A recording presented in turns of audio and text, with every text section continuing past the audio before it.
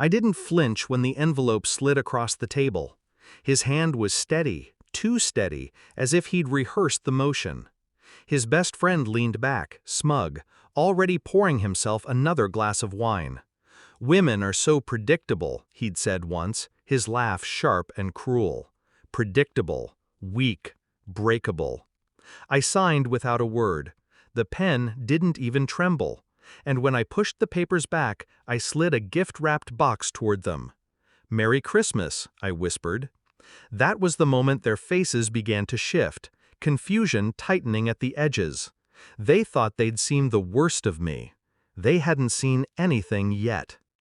I met him 10 years ago, back when trust was still a currency I spent freely. He was charming in the kind of way that made rooms bend toward him. I thought I was lucky, thought his loyalty was something solid.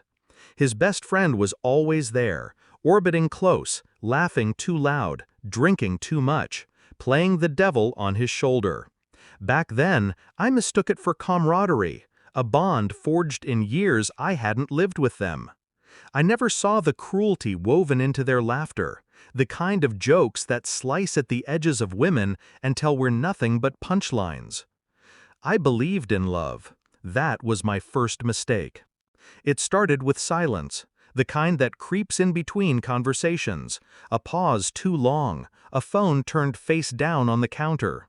He smelled different, soap from a hotel, cologne I hadn't bought. He stopped looking me in the eye. The night I found the message, it wasn't even hidden well. His phone lit up on the dresser, a photograph. Not of me, not of anyone unfamiliar either, his best friend's girlfriend. I didn't scream. I didn't throw the phone across the room. I simply put it back, screen down, and lay beside him as though nothing had shattered.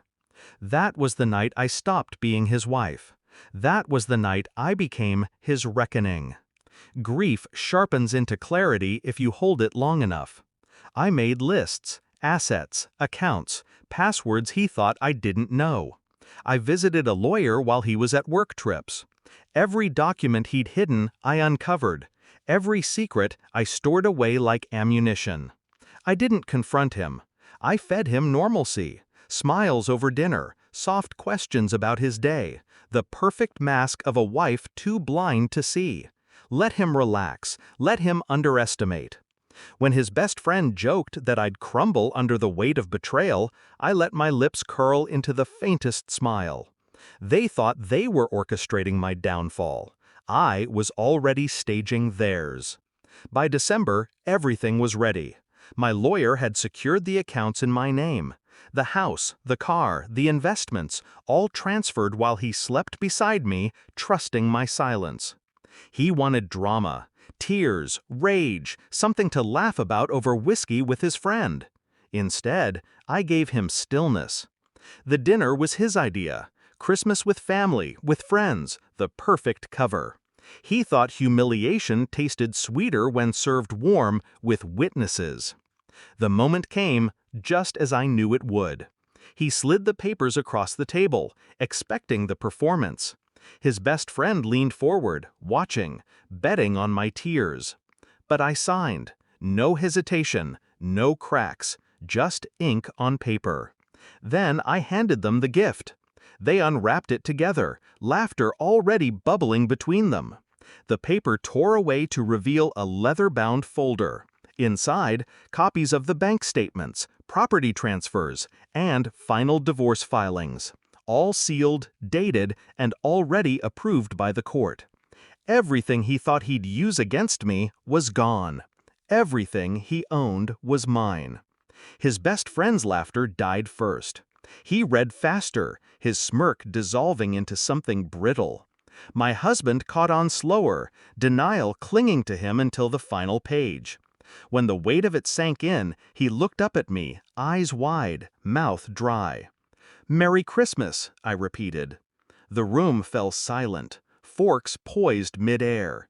His mother's hand trembled against her wineglass.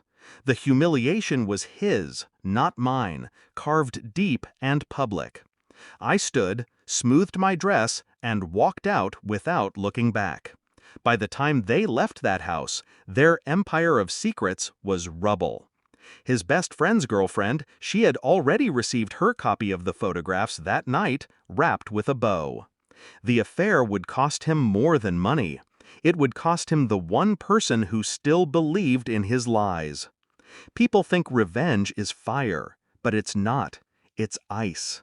Cold, patient, silent until the moment it strikes. I didn't need to scream. I didn't need to break.